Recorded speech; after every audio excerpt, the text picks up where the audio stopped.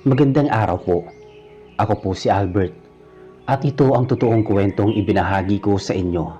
Isang kwento na hanggang ngayon ay hindi ko malilimutan. Naganap ito taong 2001 sa isang liblib na bahagi ng Laguna kung saan kami nakatira noon. Noong 2001, nakatira kami ni Andrew, Karen, Edwin at Divina sa isang maliit na sitio na kung tawagin ay Sitio Liwanag.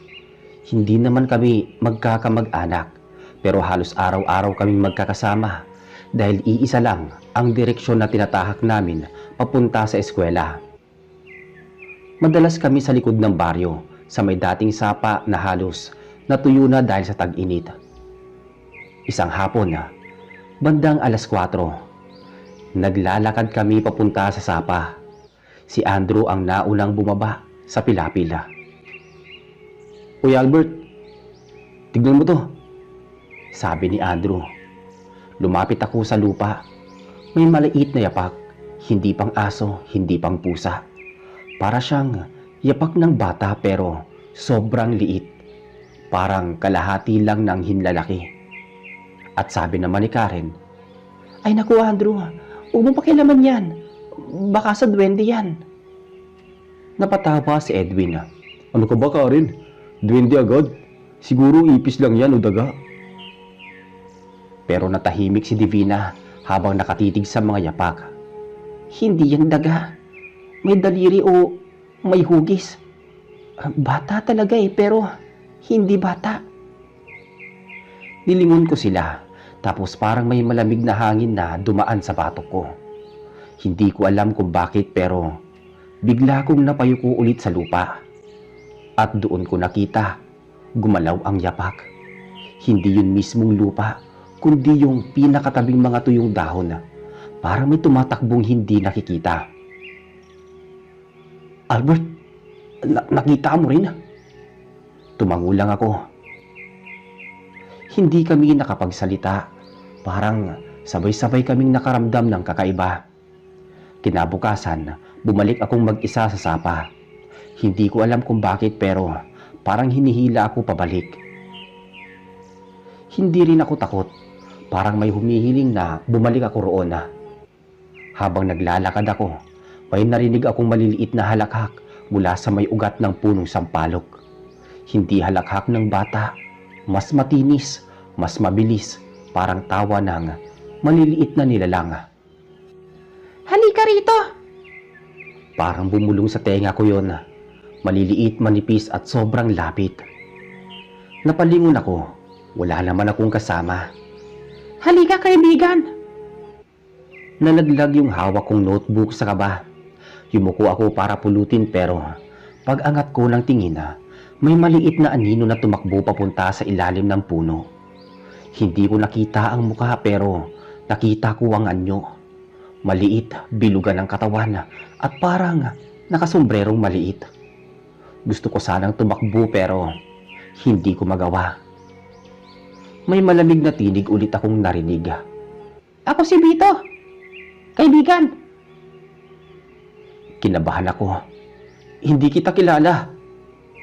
"Makikilala mo ako, Albert." Paano mo nalaman ang pangalan ko?" Pero walang sumagot. Kinagabihan, hindi ako makatulog. Mga bandang alas 10 na ng gabi. May kumatok sa bintana namin. Hindi malakas kundi parang maliit na tiktik na tunog lang. Akala ko si Andrew dahil minsan nagpapatawa yun. Binuksan ko agad ang kurtina at doon ako napatras. Sa gilid ng bintana, sa ilalim ng bubong, may maliit na siluwetang tao. Hindi ko makita ang mukha nito pero malinaw kong nakita ang balangkas na maliit. Mga siguro isang dangkal ang taas. Payat pero nakabaluktot at parang nakatingala sa akin. "Albert, kaibigan mo ako," sabi niya. Napatras ako mula sa bintana. Tumakbo ako palabas ng kwarto at tinawag si Mama. Pagbalik namin wala na yung nilalang. Pero bukas ang maliit na lagayan ng asin na nakasabit sa tabi ng bintana. "Huwag kang magbubukas ng bintana sa gabi. May mga nilalang dito sa baryo na hindi dapat pinapansin. Sabi ni Mama. Hindi ko siya sinagot. Takot ako pero mas nangingibabaw yung tanong nga. Bakit ako? Bakit ako ang kinakausap niya? Kinabukasan sinabi ko sa grupo naming apat ang nangyari. Si Andrew agad ang unang naniwala. May nakita rin ako kagabi. Sa bubong namin maliit na anino. Kala ko pusa lang pero hindi pusa yun eh. Si Karen medyo natatakot na. Tumingin siya sa akin. Albert, baka sinusundan ka niya. Hindi kaya may nakuha ka sa sapa? Sabi ni Karen. Drama nyo. Wala namang duwende. Sige, kung totoo yan, magpakita siya sa akin. Sabi ni Edwin. Naglakad si Edwin papunta sa gilid ng sapa. Yumuko siya at sumigaw. Uy, duwende! Labas ka dyan! Sinita siya ni Divina. Edwin, tumigil ka. Hindi yan biro. Bahala kayo. Kung totoo yan, bakit kay Albert nagpapakita? Dahil ano? Bago niya matapos ang pang-aasara, may maliit na batong tumama sa batok niya. Malakas, dinig namin. Napahawak siya sa batok niya at napasigaw. Aray ko! Sino yun? Sabay-sabay kaming tumingin. Sa likod ng malaking bato, parang may maliit na ulo na umiwas. Nanlamig si Edwin. Albert, nakita mo yun? Tumango lang ako. Doon nagsimula ang hindi namin maawat na pangyayari. Kinagabihan, nagtipon kami sa lumang kubo malapit sa sapa. May dala kaming lampara para hindi madilima. Habang nag-uusap kami, may narinig kaming maliliit na yabag sa may bubong. Si Karen ang unang bumulong. Hindi yan pusa. Umakyat si Andrew para silipin kung may hayop. Pero bago pa siya umangat, may maliit na boses na nanggaling sa ilalim ng sahig. Kaibigan ko si Albert! Sabay-sabay kaming napaatras at mula sa bitak ng sahig, may paang kulay maputla na maliit na dumungaw. Kulay lupa ang balat, malaki ang mata, maliit na ilong at nakangiti sa amin. Isang ngiting nakakatindig balahibo. Ako ang tinatawag niya. Albert, ako si Vito. Parang nanigas ang mga tuhod ko. Hindi ako makagalaw. Bakit ka lumalapit sa akin? Tanong ko. Kasi kailangan mo ko. Nang lumabas ang maliit na nilalang mula sa bitak ng sahig, hindi kami makagalaw. Si Vito ang duwending unang nagpakita sa akin. Ngayon ay malinaw naming nakikita na. Hindi sinlaki ng bata pero hindi rin parang laruan na. Mga isang dangkal at kalahati ang taas. Payat, kulay lupa ang balat at sobrang laki ng mata na parang laging nakatitig. Nakasalampak siya sa may sahig ng kubo. Nakahawak sa gilid ng tabla na parabang naglalaro. Nakatitig siya sa akin. Albert, sinabi kong kailangan mo ko. Hindi ako nakasagot. Parang humigpit ang dibdib ko. Si Divina kahit nanginginig ay nagtanong. Anong kailangan mo kay Albert? Akin si Albert, kaibigan ko siya. Suminghap si Karen at humawak sa braso ko. Albert, bakit parang ayaw kang pakawalan yan? Humakbang si Andrew palapit ng dahan-dahan. Vito, ibig mo sabihin, kailangan ka niya? Anong ibig mo sabihin doon? Dahan-dahang lumingon ng duwende kay Andrew. Tapos ang ngiti niya ay bumalik, pero mas malaki, mas nakakatakot. Maraming masama rito. Masama na hindi nyo nakikita, pero nakikita ko at nakakapasok sila. Napalunok si Edwin na kanina pa tahimik. Anong pumapasok? At napasingit naman ako na nga. Ano ba, multo? Kapre? Ano? Umiling si Vito. Hindi multo, hindi kapre. Mas maliit, mas marami, at mas galit. Galit saan? Tanong ni Karen. Sa halip na sumagot, tumalikod ang maliit na nilalang at bumalik sa ilalim ng sahig. Pero bago siya tuluyang nawala, may sinabi siya. Babalik ako, Albert. Huwag kang lalayo. At tuluyan siyang nawala, parang sumuot sa lupa. Paglabas niya parang sabay-sabay kaming nakahinga ng malalim. Parang doon palang nawala ang bigat sa loob ng kubo. Pero si Edwin na kanina matapang napaupo sa isang silyang kawayan. Hindi na ako tatawa sa inyo. Diyos ko, totoo pala talaga. Sabi ni Edwin. Si Divina nakatitig lang sa sahig. Ayaw ko na dito. Parang ayaw ko na umuwi mag-isa. Hindi ko rin alam ang mararamdaman ko noon. Hindi ko alam kung dapat ba akong matakot o dapat matuwa. Pero malinaw sa akin ang isang bagay. Ayaw akong bitawan ng duwende. Kinabukasan, hindi pa umaabot ang araw nang may kumatok sa pinto namin. Si Karen pala. Gising pa rin at haggard ang itsura. Albert, may kakaiba sa bakuran ninyo. Sabi niya. Lumabas ako kagad at sa lupa malapit sa puno ng mangga may nakahilerang 5 maliliit na bato. Mga bilog at pare-pareho ang laki. Parang sinadyang ayusin. Kanina pa yan. Paglabas ko sa bahay wala pa yan. Paglingon ko ulit nandyan na. Sabi ni Karen pa. Lumapit ako rito. Hindi ko alam kung bakit pero parang kilala ko ang dahilan. Si Andrew at Edwin bumaba din mula sa kalsada at lumapit sa amin. Ano yan? Baka galing kay... Hindi ko na tinuloy. Nagsalita si Edwin habang nakayuko. Albert, tignan mo to. May nakaukit sa gitna ng bato. Lumuhod kami. Sa gitna ng pinakamaliit na bato, may parang gasgas na sulat. Maliliit na simbolo, parang bilog na may tuldok sa gitna. Teka, parang mata, sabi ni Divina. Pero bago pa namin mapag-usapan, may boses sa likod namin, maliliit at matitinis. Para sa'yo yan, Albert! Sabay-sabay kaming napalingon. Napaupo si Bito sa sanga ng mangga. Nakalagay ang paa sa hangin. Hindi siya nakangiti ngayon, parang seryoso. Ano yan, Bito? Yan, proteksyon yan. Teka, proteksyon sa ano? Tanong ni Andrew. Sa unang pagkakataon nakita naming nag-iba ang tingin ng duwende. Parang nakakaramdam siya ng panganib. Papunta na sila rito. Yung mga may galit. Ano bang sinusundan nila? Tayo ba o ikaw? Tumingin siya sa akin. Diretso walang kislapang mata. Ikaw, Albert. Parang lumubog ang tiyan ko. Teka, bakit ako? Ano bang nagawa ko? Nilingon niya ang lupa tapos tumingin ulit sa akin. Kasi ikaw ang kinuha nila noon, pero hindi natuloy. Hindi ko naintindihan ang ibig niyang sabihin. Teka, anong ibig mo sabihin? Tumalon siya mula sa sanga. Tapos bumagsak sa lupa ng walang ingay.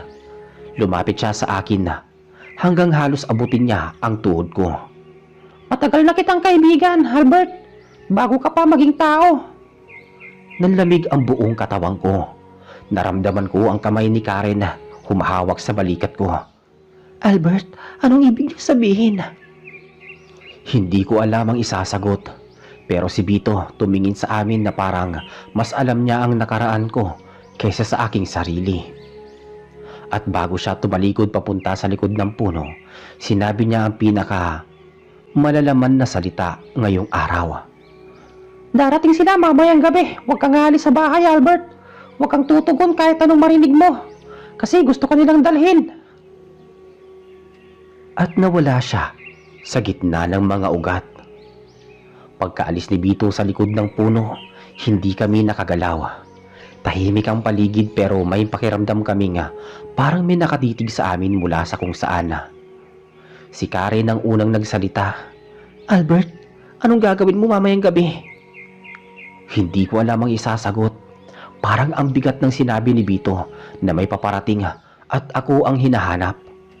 Hindi ka pwedeng mag-isa. Hindi rin pwedeng pabayaan ka. Sabi ni Edwin. Teka, paano naman kami?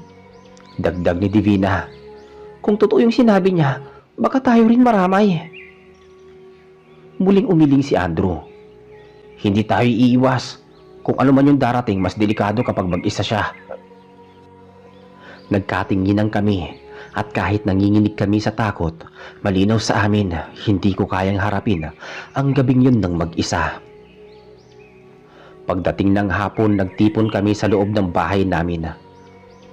Pinatay ni Mama ang ilaw sa sala para hindi kami makita mula sa labas. Pinisil niya ang balikat ko. "Albert, huwag kang lalabas. Kahit may tumawag sa pangalan mo." "Ma, anong alam niyo tungkol dito?" tanong ko. "Matagal nang may gumagalang nilalang dito. Hindi kapre, hindi kung anong maligno. Maliliit pero marunong mambiktima. Huwag mong bubuksan ang pinto kahit anong mangyari, anak." Lumapit si Karen na tumupo sa aking tabi. "Albert, promise hindi ka namin iiwan." Umupo naman si Andrew sa tapat ng bintana, hawak ang isang kahoy. Si Edwin naman nasa gilid ng pintuan, nakikinig sa bawat ingay. Si Divina nakaupo malapit sa akin, nakayakap sa sarili. 12:00, ang sabi ni Mama na pinakamalakas ang mga hindi nakikita. Doon sila madalas gumalaw. Nang mag-aalas 9, nagsimulang lumamig ang hangin. Hindi normal na lamig, parang galing sa loob ng balon. "May dumadaan," bulong ni Divina. Wala kami naririnig pero lahat kami nakakaramdam ng bigat sa tenga. Parang may tumutunog na humihigop ng hangin. Si Karen napahawak sa braso ko. "Albert, baka sila na yan." Titigan ko ang labas mula sa maliit na siwang ng kurtina. Wala akong makita, pero may gumalaw sa lupa. Parang madilim na anino na gumagapang sa damuhan. Tapos may sumunod na isa pa. Tapos isa pa. Hanggang sa parang may mahigit 5 o 6 na aninong maliliit na papalapit sa bahay. Si Edwin pabulong na nagtanong, "Teka, baka mga duwende rin ang mga yan." Humiling si Andrew. "Hindi, iba yan sa itsura ni Vito. Mas maliit ang galaw, parang masama." Habang papalapit sila, mas lumalamig ang hangin. Maya-maya biglang may kumaluskos sa bubunga. Parang may tumatakbong maliliit. Si Karen napasigaw ng mahina. "Andrew, may nasa bubunga." At bago pa kami makagalaw, may bumagsak sa dingding. Hindi malakas pero malinaw na una naming narinig ang boses. Hindi boses bata, hindi rin boses tao. Parang hinugot mula sa ilalim ng lupa. Mahaba ang hinga at sinasabayan ng pagaspas ng hangin. Napailing si Mama, tumakbo sa likod at kinuha ang boteng may asin. Binuhos niya sa paanan ng pintuan. "Sa kahit anong mangyari, huwag kang sasagot," sabi ni Mama. Pero tumawag ulit ang boses. Lumapit si Karen sa tenga ko. "Wala kang isasagot ha, kahit anong mangyari." Tumango ako pero parang may humihila sa loob ng dibdib ko. Parang may gusto nga lumapit ako sa pinto. "Albert, huwag kang gagalaw," sabi ni Divina nang ako'y mapansin. Pero hindi ko na napigilan. Parang may mainit na pulso na humila sa akin. "Albert!" sigaw ni Andrew. Hinawakan niya ang braso ko pero parang may lakas na pilit na nagpapalapit sa akin sa pinto. At doon ko narinig ulit. Parang may mga kuko na kumakamot sa kahoy. Parang may sinusubukang pumasok. Si Edwin nanginginig pero matapang. Sumigaw sa nila lang sa labas. "Umalis kayo! Huwag niyo siyang kukunin!" Pero hindi tumigil ang boses. Mas tumami, mas lumakas. Pinapalabas ako at tinatawag ang aking pangalan. Biglang may liwanag na kumislap sa labas. Hindi apoy, hindi rin ilaw. Parang kulay dilaw na alikabok na umiikot sa lugar. Tapos may boses na pamilyar. "Magsialis kayo rito!" Boses ni Vito. Nang silipin namin ang labas, nakatayo siya sa gitna ng damuhan. Maliit ang katawan pero parang may pumapalibot sa kanya na liwanag na hindi galing sa ilaw ng tao. Nagtakbuhan patras ang mga anino sa paligid pero hindi sila umaalis. Parang naghihintay lang sila. Tumingin si Vito sa bahay, diretso sa akin. Albert, huwag kang lalapit sa kanila. Kapag sumagot ka, pagmamayari ka na nila. Humigpit ang dibdib ko. Bakit nila ako gustong kunin? Lumapit si Vito sa pinto. Dahil dati, sa kanila ka dapat nakatira at napunta. Teka, ano bang ibig mo sabihin? Huminga siya ng malalim, kahit hindi ako sigurado kung huminga ba siya. Sa gabing isinilang ka, may kumuha na sa'yo. Pero nakuha ka pabalik bago sila makatawid. At mula noon, hinahanap ka na nila. Ano ba yung mga yon, Vito? Tanong ni Karen. Hindi sila tulad ko, masama sila. At ngayong nahanap ka na nila, hindi sila titigil. Naramdaman namin gumalaw ulit ang paligid. Parang may papalapit na mas malaki, mas mabigat. Tumitig si Vito sa madilim na bahagi ng kalsada. At paparating na ang pinuno nila. Pagkasabi ni Vito na paparating na ang pinuno ng mga nilalang, halos sabay-sabay kaming napatras. Kahit hindi namin nakikita kung sino o ano ang darating, ramdam namin ang pagbabago ng hangin. Parang may mabigat na presensyang lumalapit mula sa kalsada. Si Andrew ang unang nakapagsalita. Mahina at mababa ang boses. Vito, anong klaseng nilalang yung pinuno nila? Hindi agad sumagot si Vito. Nakatingin lang siya sa direksyon ng dilim. Para bang sinukat kung gaano kalayo pa yung darating. Hindi na siya nakangiti. Hindi na siya playful. Parang ibang nilalang na siya ngayon. Hindi siya tulad namin. Hindi siya maliit, mas malaki, mas lumang nilalang. Dati siyang bantay sa ilalim ng lupa, pero lumabas siya para kunin ang isang bagay na matagal nang kinuha sa kanila. At tumingin siya sa akin. Si Albert. Si Karen agad ang tumayo sa harapan ko. Parang pinoprotektahan ako. Hindi nila makukuha si Albert. Hindi namin siya ibibigay. Umiling naman si Vito. Hindi niyo sila kayang pigilan kung mapapalapit sila masyado. Kaya huwag kayong lalabas. Huwag kayong lalapit sa pinto. At huwag kayong titingin kung may kakatok. Si Edwin na kanina pa seryoso, lumapit sa bintana at sinilip yung labas na maliit na siwang. Pagkasilip niya, napatras siya bigla.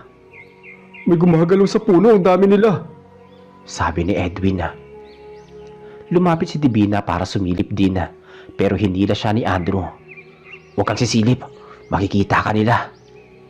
Lalo kaming kinabahan.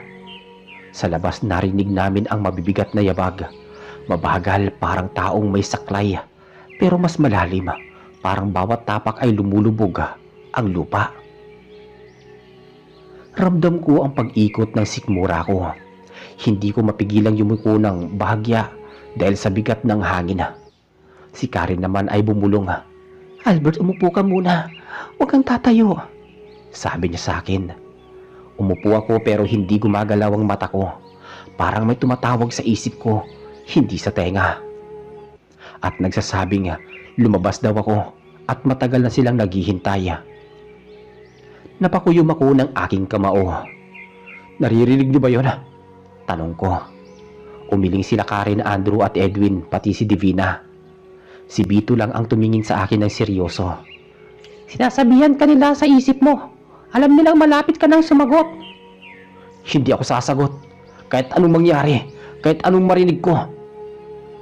Huwag kang sasagot. Kapag sumagot ka, pakikita nila ng buo.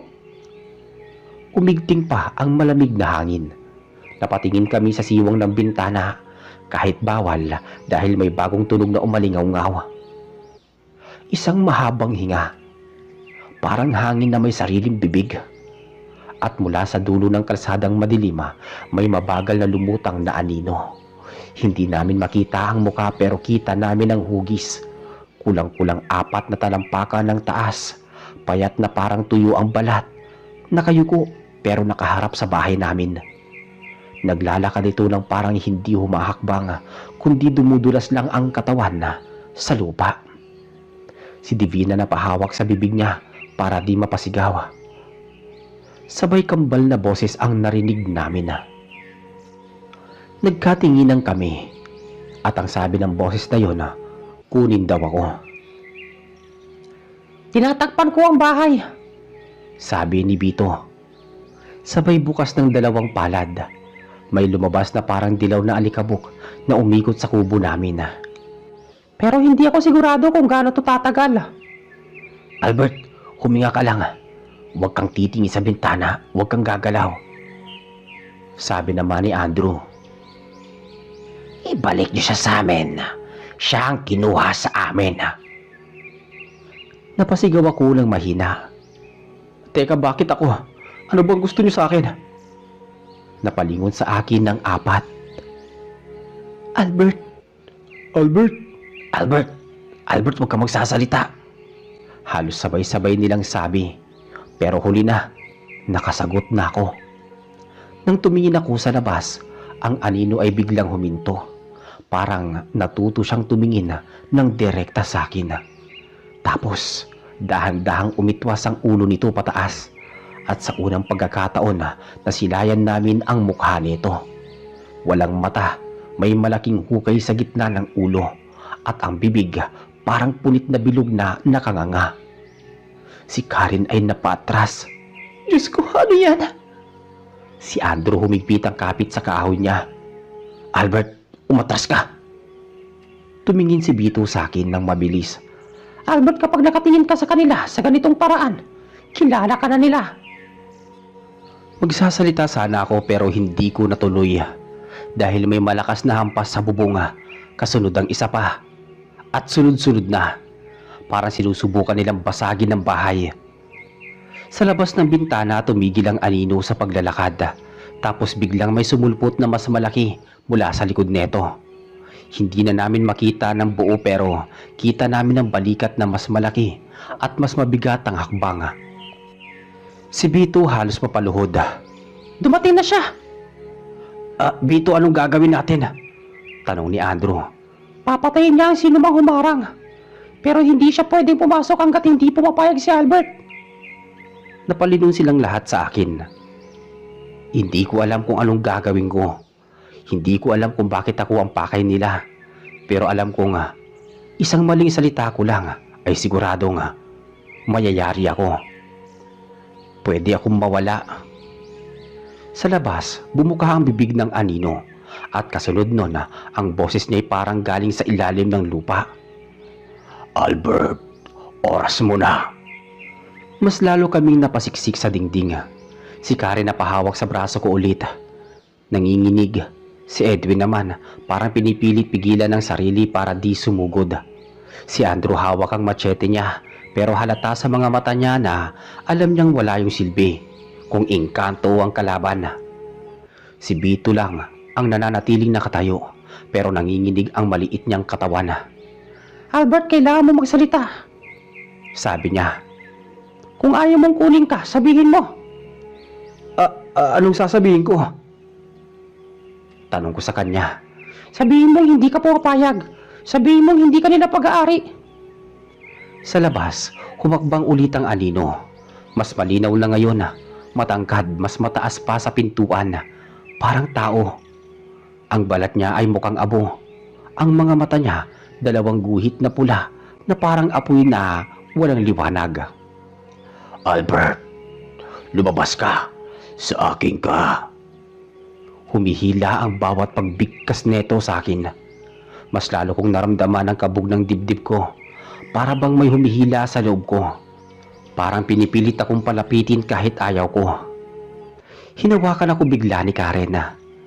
Albert, huwag kang gagalaw.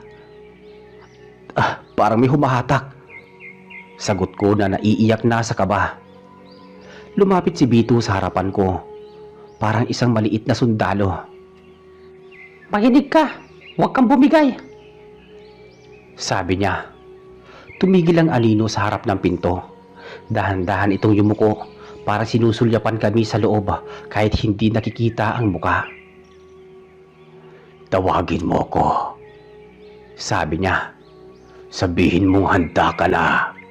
Dagdag pa nito. Hindi. Hindi ako sasama. Hindi ako pumapayag. Sagot ko naman. Biglang kumulog sa labas. Pero walang ulan. Umangat ng bahagya ang anino, parang nainis. Oh, kaya mo pa bang tumanggi? Kung alam mong sa iyo, nakatali ang buhay nila. Bigla niyang tinuro ang bahay. Kasunod neto, may sabay na nangyari. Lumutang ang apoy kasabay ng hangin sa paligid ng kubo. Tumigil ka! Sigaw ko rito. Pero tumawa lang ang nilalang, tawang parang bato na binabasag. Pumili ka, Albert.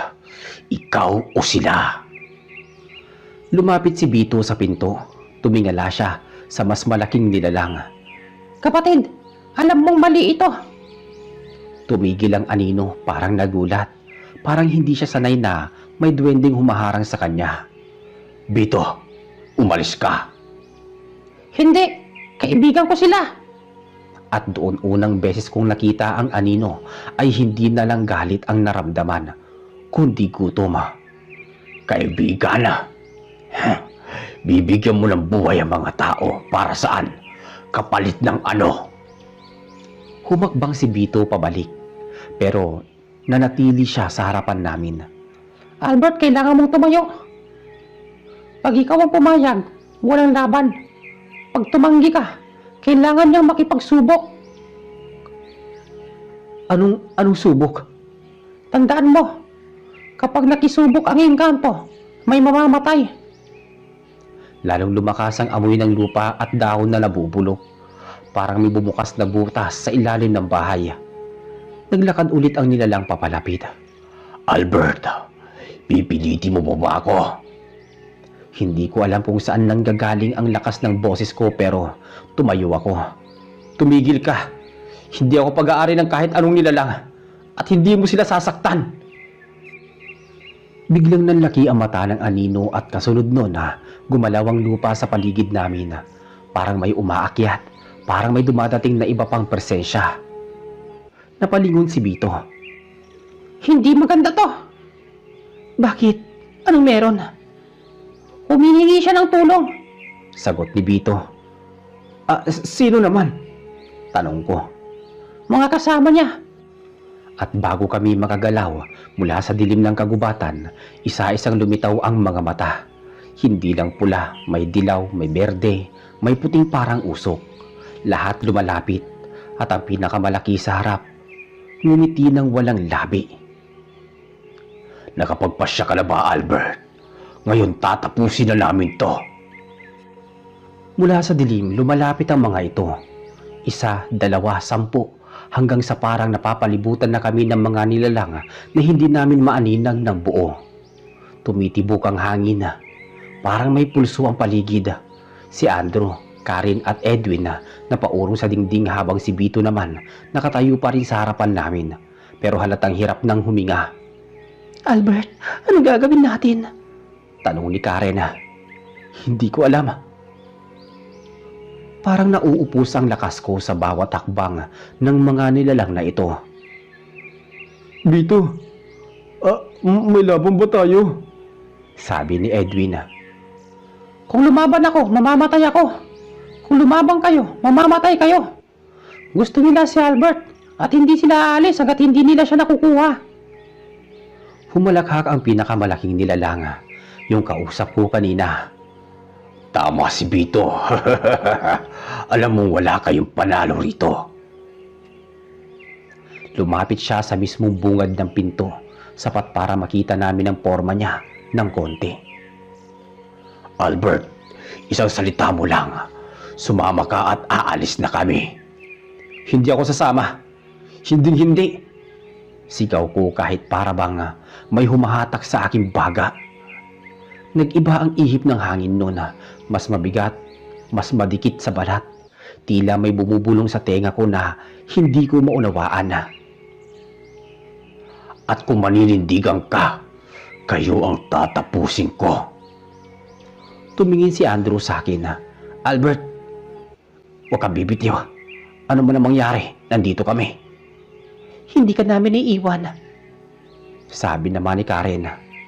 Si Edwin tahimik lang pero ang kapit niya sa machete niya parang gusto niyang sumugod.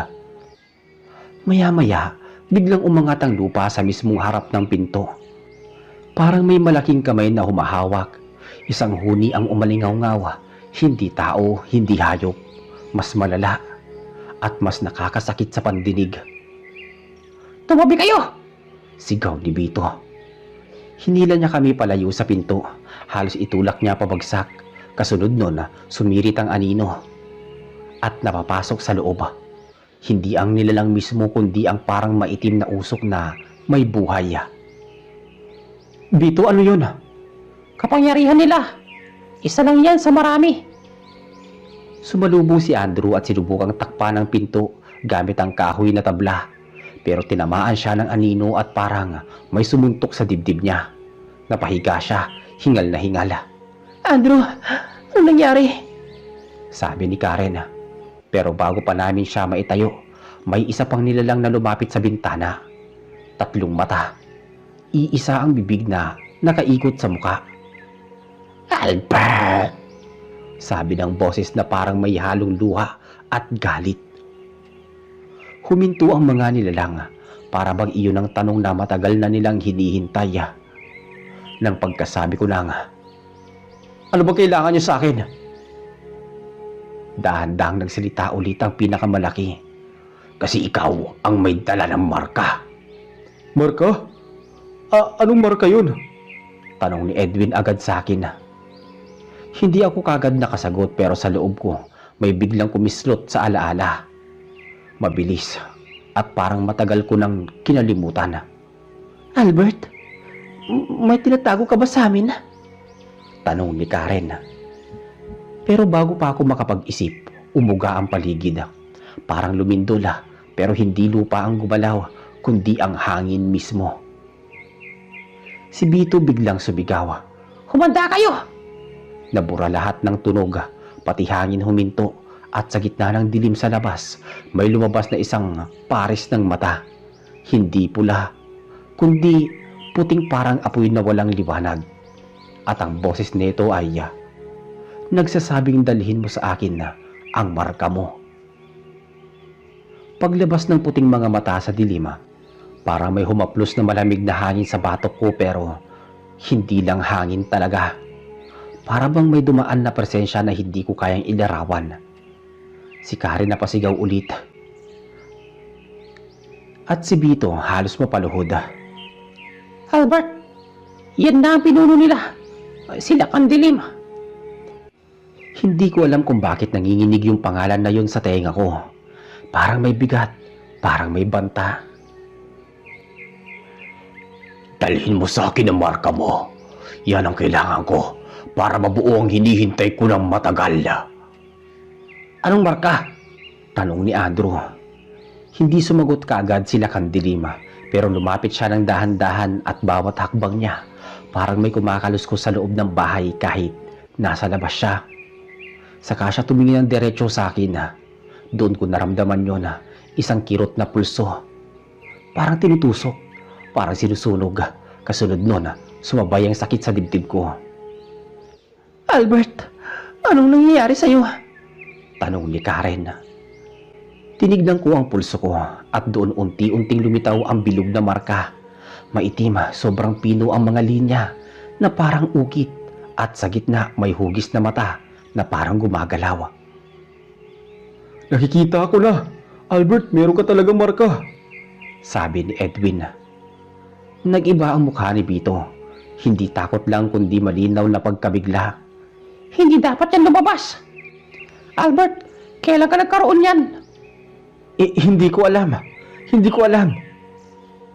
Umubo sila Kandilim pero ang tunog parang sabay-sabay na boses ng mga batang umiiyak. Hindi mo alam dahil tinago namin sa'yo. Nung bata ka pa, nung una ka namin nakita. Parang biglang may tumama sa alaala ko. Isang imahe. Ako yun, maliit pa nasa likod ng bahay ng lola ko sa Laguna. May ilog doon may puno ng santol at may maliit na nilalang na nakaupo sa ugat ng puno. Maliit pero hindi si Bito. Mas kakaiba at parang may inabot sa akin. Isang maliit na bato at hinawakan ko yun. Maya-maya pa pagbalik ko sa realidad, mas sumakit ang ulo ko na parang pumuputok. Wala kang dapat alalahanin na kung sasama ka matatapos ang sakit, matatapos ang paghihintay namin. Hindi. Hindi mo siya kukunin. Sabi ni Karen. Lumingon sila kandilim sa kanya. Isang tingin lang at bigla siyang napatras. Karen! Sigaw ni Andrew, agad siyang sinalo. Tumingin ulit ang nilalang sa akin. Albert, hawak mo ang marka. Ikaw ang dapat pumili. Lumapit pa ang mga mata ng mga kasama niyang nilalang, parang handa ng sumugod. Pag hindi mo ibinigay ang marka, kukunin ko silang lahat. Maya-maya pa habang tumataas ang mga ugat ng anino, isa-isa, ang mga nilalang sa dilima ay lumalapit papasok. Unti-unting pinapalibutan ang bahay at sila kandilima nakatingin lang sa akin. Albert, ibigay mo na ang marka o kukunin namin ito ng sapilitan. At biglang umandar ang marka sa pulso ko. Umiinit, umiikot at parang may boses na lumilitaw sa aking isip. Isang boses na hindi akin na, isang boses na galing sa loob ng balat ko. At nagsasabing, huwag kang bumitaw. Napatigil ako. Hindi galing kay Lakandilim yun, hindi galing kay Bito, hindi galing sa alinman sa amin. Galing sa mismong marka. At bago pa ako makapagsalita, bumukas ang bintana ng kusa. At may pumasok na hangin na malamig, parang niebe. Si Karen na pahawak sa braso ko. Albert, may dumarating pa. Sabi niya, at sa sulok ng kadiliman sa gilid ng bahay, may isa pang pares ng mata na lumitaw. Hindi pula, hindi dilaw, hindi rin puti. Kulay bughaw. At ang boses nito'y mahina pero buo. Albert, tumakbo ka na. Sabi nito. Lumabas ang mga matang bughaw mula sa likod ng dingding. Mahahaba ang tindig pero malinaw na hindi sila kasama ng mga nilalang nila Kandilima. Sa paglapit nito, kumapit ang malamig na hangin sa balat namin pero hindi nakakasakala, kabaliktaran. Para bang kumakalas ang bigat na kumukulong sa aking dibdiba. Hindi ka dapat nandito, sabi nila Kandilima. Sumagot ang may bughaw na mata, mahinahon pero matigas. Tama lang na nandito ako. Matagal mo na nilalapastangan ang kasunduan. Hindi ko kilala ang nilalang na yun pero ang presensya niya hindi kagaya ng kay Bito. Mas matanda, mas makapangyarihan at mas maliwanag ang kilos. Lumapit siya sa akin at dahan-dahan. Albert, hawakan mo ang pulso mo. Sinunod ko siya kahit nanginginig pa rin ang kamay ko. Mas humahapdi ang marka pero sa paglapit niya unti-unti itong humina. Parang pinupusuan ang apoy. Bakit ikaw ang may hawak na marka? Sino nagbigay sa'yo neto? Tanong niya sa akin ng diretso. Isang mabilis na sulyap lang ng alaala ang bumalik sa akin nung ako'y maliit pa. May iniabot na maliit na bato mula sa isang madilim na nilalang sa tabi ng puno santol. Gusto ko sanang sagutin pero nagsalita sila Kandilima. Wala siyang maalala kasi kami ang nagtakip. Tinakpan ninyo dahil gusto niyo siyang gabitin. Sagot ng may bughaw na mata. Hindi ka nang may hawak niyan. Hindi mo man lang nasunod ang batas ng mga sinauna. Nagpadala ka ng hanay mo para kunin siya nang walang pahintulot. Sagot ng nilalang na may bughaw na mata. Lumakas ang hangin pero mas naging matatag ang lupa. Kumapit si Karen sa akin ulit. Tama na ang paghabol mo. Pinagbabawalan kitang kunin si Albert. Hindi siya sa'yo. Hindi siya sa inyo. Sa amin siya. May marka siya. Kinuha niya ang binigay namin. Binigay ninyo? Hindi niya alam ang kapalit. Sabi ng bughaw na nilalang. Nagkatinginan ang dalawang nilalang. At isang sagupaan ang naganap na hindi na kailangan pang magsalitaan. Pagkatapos dahan-dahang lumiwanag ang bughaw na aura sa paligid ng tagapagtanggol namin. Albert, hawakan mo ang marka mo ng mahigpit, sabi niya. Ginawa ko yun. Humigpit ang hawak ko. Uminit ulit ang marka sa pulso ko. Tanggihan mo. Sabihin mong ayaw mo. Hindi ka nila pag-aari. Hindi mo sila kailanman pinili. Huminga ako ng malalim kahit ramdam ko ang panginginig sa tuhod ko. Ayoko. Hindi ko kayo pipiliin. Hindi ko kayo susundan. Hindi ko kayo pag-aari. At hindi nyo rin ako pag-aari. Sabi ko. Sa mismong sandaling yon, lumakas ang hangin. Parang napunit ang paligid. Umatras bigla ang lahat ng nilalang sa labas at kasunod nun, nagsipagtabi sila. Parang may malakas na bagyong humahampas sa mukha nila. Albert, hindi ka makakatakas sa kapalaran mo, sabi nila kandilim. Nagkakalas ang anyo niya, nagiging usok. Pero mas malakas ang liwanag na bughawa. Kumalat ito mula sa nilalang, papunta sa sahig, sa dingding, sa buong paligid. Nabitawan ko ang pulso ko pero naglaho ang hapdi. Nawala ang marka. Unti-unti hanggang sa parang hindi na kailanman nagpakita pa. At hindi na kailanman umiral sa aking kamay. Sumigaw ng malakas sila kandilim na parang naglalaho ang boses habang hinihigop siya ng hangin. Hindi pa tapos to, Albert! Sabi niya, at sa huling hampas ng bughaw na liwanag, naglaho ang lahat ng nilalang sa labas. Kasama sila kasama ang mga anino, kasama ang mga boses. Tahimik ang paligid. Napakalalim, walang ihip ng hangin, walang ingay ng kuliglig. Tanging kami lang sa loob at hindi pa rin kumpletong bahay. Maya-maya huminga ng malalim ang nilalang na bughaw. Parang pagod, parang nabunutan ng tinik. Albert, ligtas ka na, sabi niya. Lumapit siya sa akin, itinapat ang kamay niya sa pulso ko. Wala na ang marka, walang bakas. Hindi ka na nila mahahabol. Pinutol ko na ang ugnayan nila sa'yo. Hindi ka na nila makikita pa. Hindi ka na nila masusundan. Napatayo naman si Andrew. Sino ka ba talaga? Tanong niya. Umiti ang nilalang. Tagapangalaga, tagapagbantay. Hindi ko katulad nila Bito. Mas luma ako. Mas matagal nang binabantayan ang pagitan ng mundo ninyo at mundo nila. Napatingin si Karen sa akin. Salamat. Salamat sa pagliligtas niyo sa kanya. Tumingin siya sa aming apat. Kami ang dapat magpasalamat. Hindi madalas ay may taong tumatanggi sa kanila. At hindi rin madalas na may taong pinipili pa rin ang buhay niya. Kahit minamarka na siya noon pa. Tumingin siya kay Bito. Salamat sa pagpigil mo. Hindi biro ang ginawa mo. Ngumiti si Bito. At bago pa kami makapagtanong pa, dahan-dahang humatras ang nilalang na bughaw, ang mata. Nagmistulang hamog ang katawan at unti-unting kumupas at nawala na parang hindi siya dumaan. Naiwan kaming apat, tahimik, hapo. Albert, okay ka lang? Tanong ni Karen. Tumango ako. Sa unang beses mula nang magsimula ang lahat, maluwag na ang hininga ko. Grabe, kung hindi ako nakakita, di ako maniniwala, sabi ni Andrew. At si Bito nakaupo sa sahig, nakangiti sa akin.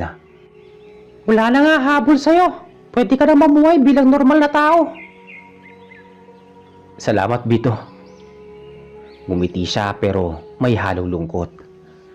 Magkaibigan tayo, di ba? Yun lang, sapat na. Dagdag pa niya. Kinabukasan nag-ayos kami ng kaunting gamit at umalis kami mula sa lugar na yon. Hindi na kami lumingon, hindi na rin namin naramdaman ang presensya ng kahit anong engkanto. Si Bito hindi namin alam kung saan napunta. Naglaho siya bago pa sumikat ang araw. Pero alam kong ligtas siya at masaya na hindi kami nasaktan. At ako, wala na ang marka, wala na ang tinig, wala na ang bigat. Sa unang beses na matagal na panahon malaya na ako. At sa huling gabi, bago kami umuwi, habang nakaupo sa gilid ng ilog, narinig ko ang boses na mahina, halos hangin lang. Ingatan mo ang buhay mo na pinili mo, Albert. Paglingon ko, wala namang akong nakita. Pero buo ang pakiramdam ko. Tapos na ang lahat. At ito ang huling gabi na babalik pa ang bangungot na yon.